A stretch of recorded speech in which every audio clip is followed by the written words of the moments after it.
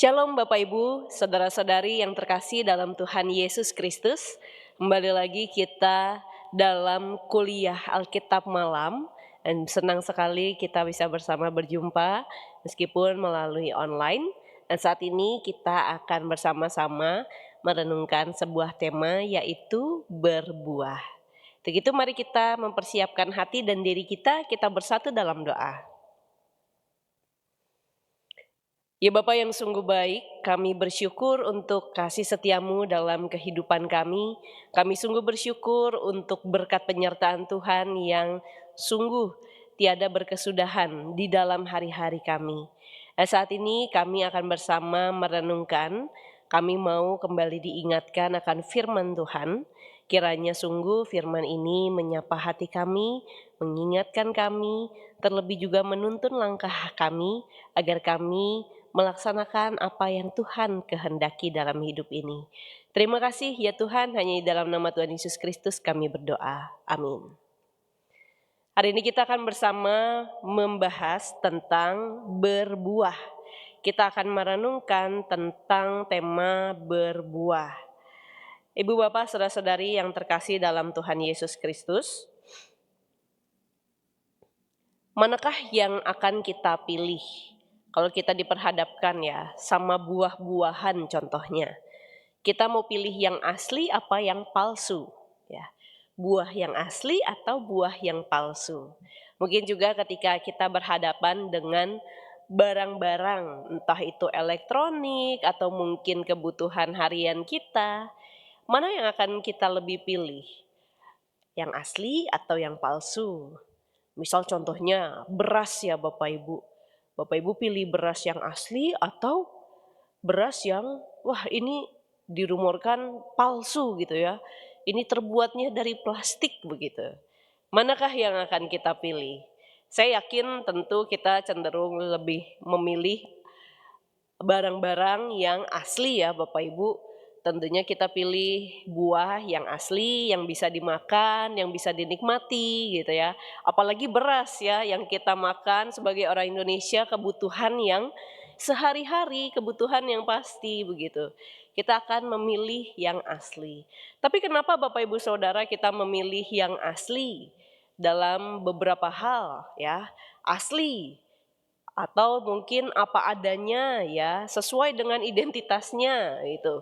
Sesuai, tentunya ada maknanya ya, dapat dipercaya dan juga bermanfaat. Kalau kita lebih memilih tentunya buah yang asli daripada yang palsu, kita tahu buah palsu juga punya manfaat ya. Untuk apa? Untuk hiasan, untuk mainan begitu. Tentunya manfaatnya tidak berkurang juga, tapi ya kita tidak bisa memakannya. Ini jadi sesuatu yang berbeda, bukan sesuatu yang bisa dinikmati secara real oleh indera perasa kita. Ya, terlebih di lidah begitu. Bapak Ibu Saudara, kita cenderung memilih sesuatu yang asli ya, yang lebih apa adanya, genuine begitu ya, sesuai. Dan tentunya itu juga punya makna yang lebih ketika itu memang apa adanya, ketika itu memang sejatinya atau aslinya gitu ya, dan bisa dipercaya. Bapak Ibu Saudara-saudari yang terkasih, hari ini kita akan bersama merenungkan bagian dari firman Tuhan yang terambil dari Injil Matius pasal 21 ayat 18 sampai dengan 22. Saya akan membacakannya bagi kita semua. Pada pagi-pagi hari dalam perjalanannya kembali ke kota, Yesus merasa lapar. Dekat jalan ia melihat pohon ara, lalu pergi ke situ. Tetapi ia tidak mendapat apa-apa pada pohon itu selain daun-daun saja. Katanya kepada pohon itu, "Engkau tidak akan berbuah lagi selama-lamanya." Dan seketika itu juga keringlah pohon ara itu. Melihat kejadian itu tercenganglah murid-muridnya lalu berkata, "Bagaimana mungkin pohon ara itu sekonyong-konyong menjadi kering?" Yesus menjawab mereka, "Aku berkata kepadamu, sesungguhnya jika kamu percaya dan tidak bimbang, kamu bukan saja akan dapat berbuat apa yang kuperbuat dengan pohon ara itu, tetapi juga Jikalau kamu berkata kepada gunung ini, beranjaklah dan tercampaklah ke dalam laut, hal itu akan terjadi. Dan apa saja yang kamu minta dalam doa dengan penuh kepercayaan, maka kamu akan menerimanya. Demikianlah firman Tuhan yang bersama kita renungkan. Bu Bapak Saudara-saudari yang terkasih, bagian firman Tuhan yang kita baca ini memperlihatkan ketika Yesus dalam perjalanan pelayanannya bersama dengan murid-murid, ya. Ketika itu ia merasa lapar dan menghampiri pohon ara, seperti yang tadi kita baca dalam cerita. Tapi tanpa disangka-sangka, ternyata di pohon itu tidak ada buahnya, gitu ya. Nah, ini menjadi sesuatu yang justru unik. Dan dari sini kita bisa melihat bagaimana sebenarnya apa yang terjadi pada saat itu, apa yang Yesus katakan atau sampaikan itu pun punya makna. Bapak Ibu Saudara-saudari yang terkasih, dari sini kita bisa merefleksikan. Yang pertama, ketika Yesus mengutuk pohon ara yang tidak berbuah. Bapak Ibu, biasanya pohon ara itu tumbuh buahnya terlebih dahulu, ya. Jadi dia ada buahnya dulu, diiringi dengan daun, begitu. Jadi harusnya pohon yang banyak daunnya, ya, harapannya juga ada banyak buahnya. Jadi ini berjalannya mungkin beriringan, Bapak Ibu Saudara. Kali ini daunnya itu banyak, tapi buahnya tidak ada. Dan tentu kita menyadari bagaimana pohon yang banyak daunnya itu tentu terlihatnya lebat, ya, indah, dan juga menarik Bapak Ibu Saudara. Tapi kita punya pertanyaan yang begitu penting. Apa gunanya pohon buah jika ia tidak berbuah? Apa gunanya pohon buah, daunnya banyak, tapi ia tidak berbuah? Dan dari sini kita melihat bagaimana pohon ara itu ibaratnya seperti Israel. Pada saat itu Yesus menyampaikan sebuah teguran bahwa ibadah dan ritual yang dilaksanakan oleh bangsa Israel, yang dilaksanakan oleh masyarakat pada saat itu, harusnya bukan hanya yang terlihat di depan mata saja, tapi apakah sungguh hati dan kehidupan mereka itu berpusat pada Allah, bukan berpusat pada kepentingan diri sendiri?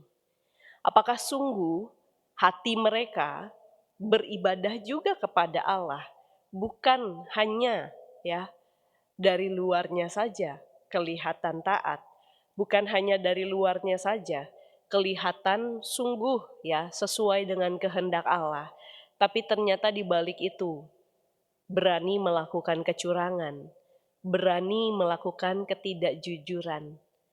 Bukankah itu pun tidak mencerminkan kasih Allah? Bapak Ibu Saudara-saudari yang terkasih, nyata-nyatanya pada saat itu banyak orang yang lebih mementingkan kepentingannya sendiri, mencari untung bahkan dalam kehidupan beriman atau kehidupan tadi masyarakat di tengah, ya, orang-orang mau mempersembahkan atau menyembah Allah. Nyata-nyatanya tetap saja ada orang-orang yang menggunakan momen itu untuk kepentingan dirinya sendiri. Nah, Bapak Ibu Saudara-saudari yang terkasih, dari refleksi iman ini kita mau melihat pesan penting yang Yesus katakan, ya. Ketika di ayat 21 Yesus menjawab murid-muridnya yang keheranan pada saat itu. Ia katakan, "Aku berkata kepadamu, sesungguhnya jika kamu percaya dan tidak bimbang, kamu bukan saja dapat berbuat apa yang kuperbuat dengan pohon ara itu, tapi juga jikalau kamu berkata kepada gunung ini beranjaklah dan tercampaklah dalam laut, hal itu akan terjadi." Bapak Ibu Saudara-saudari yang terkasih, Yesus katakan, jika kamu percaya dan tidak bimbang. Artinya jika kamu sungguh-sungguh percaya dan memang kamu tidak bimbang, kamu sepenuhnya, seutuhnya percaya.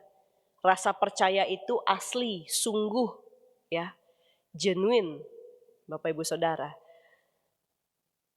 Jika memang kamu percaya dan tidak bimbang, bukan bukan tidak mungkin kita bisa melakukan hal yang lebih.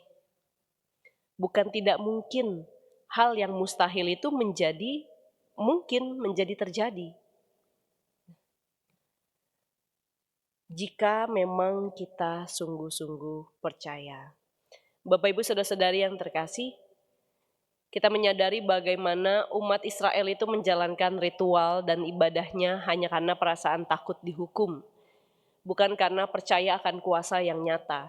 Mereka mungkin belum sungguh-sungguh percaya pada saat itu kepada sungguh Allah yang sang pemilik kehidupan, yang menolong dan mengasihi mereka, yang bahkan juga mengampuni mereka. Sehingga akhirnya tadi, kehidupan ritualnya pun hanya untuk dilihat orang, ya. Hanya untuk menjadi pencitraan, terlihat baik, gitu. Bahkan tadi, hanya untuk bisa menerima pujian dari sesama. Ini bukan sesuatu yang asli, ya. Tapi hanya kamuflase untuk terlihat baik, untuk terlihat oke di depan. Tapi ternyata nyata-nyatanya tidak sungguh-sungguh percaya. Nah, hari ini kita mendapatkan pesan bagaimana Bapak Ibu Saudara seharusnya selayaknya sebagai orang beriman kita berbuah. Tadi di awal pertanyaan yang begitu penting, apa gunanya pohon buah jika ia tidak berbuah? Apa gunanya kita terlihat sungguh baik, sungguh elok di depan, mungkin terlihat seperti pohon ara yang banyak sekali daunnya, tapi tidak ada buahnya. Tidak ada hal yang kita hasilkan untuk menjadi berkat bagi sesama, untuk menolong sesama. Tapi berbuah apa, Bapak Ibu Saudara? Buah roh salah satunya. Buah roh. Dan itu nyata bukan sekedar pencitraan. Tentang kasih, tentang kesabaran, tentang penguasaan diri. Ya, banyak buah roh yang harus kita usahakan. Dan itu buah yang asli, yang apa adanya, yang sungguh-sungguh dan dapat dipercaya, yang bukan sekedar jadi pencitraan kita. Bapak Ibu Saudara, kita bukan selebgram yang hidup di media sosial, yang harus punya pencitraan tertentu, ya, punya persona untuk ya bisa terus menjual, mungkin menjual nama, ya, untuk mungkin menjual barang-barang tertentu yang kita promosikan, tapi kita bukan demikian. Sebagai orang-orang yang beriman, orang Kristen itu bukan seperti artis, ya, atau mungkin orang-orang yang harus punya persona gitu. Tapi kita diharapkan menjadi sosok yang asli. Ketika berbuah pun itu sesuatu yang asli, bukan hanya kamuflase atau pencitraan.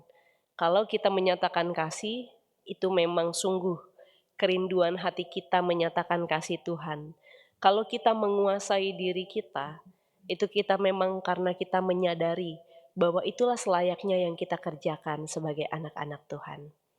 Ibu bapak saudara-saudari yang terkasih, mari kita menjadi pribadi yang berbuah, yang sungguh mau terus menyatakan buah-buah roh dalam kehidupan kita, bukan sekedar untuk pencitraan, tapi sungguh karena kita rindu menyatakan apa yang Tuhan kehendaki dalam kehidupan kita.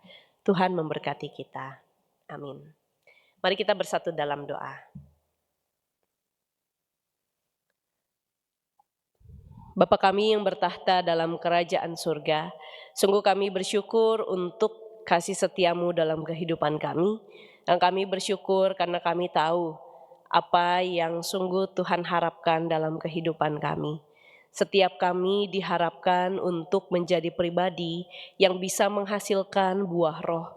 Setiap kami diharapkan untuk menjadi pribadi yang sungguh-sungguh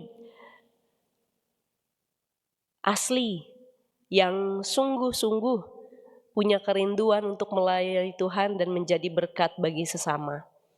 Kami tidak dapat melakukannya sendiri ya Tuhan, kami butuh pertolongan tangan Tuhan.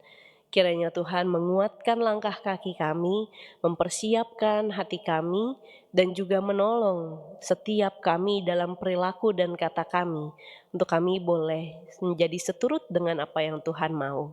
Terima kasih ya Tuhan, kami menyerahkan diri dan kehidupan kami ke dalam tangan penyertaan-Mu. Hanya di dalam nama Tuhan Yesus kami berdoa. Amin. Bapak Ibu Saudara, demikianlah kuliah Alkitab malam pada saat ini.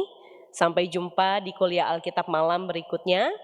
Jika Bapak Ibu Saudara ada pertanyaan ataupun sharing, silahkan disampaikan di kolom komentar. Terima kasih, Tuhan Yesus memberkati.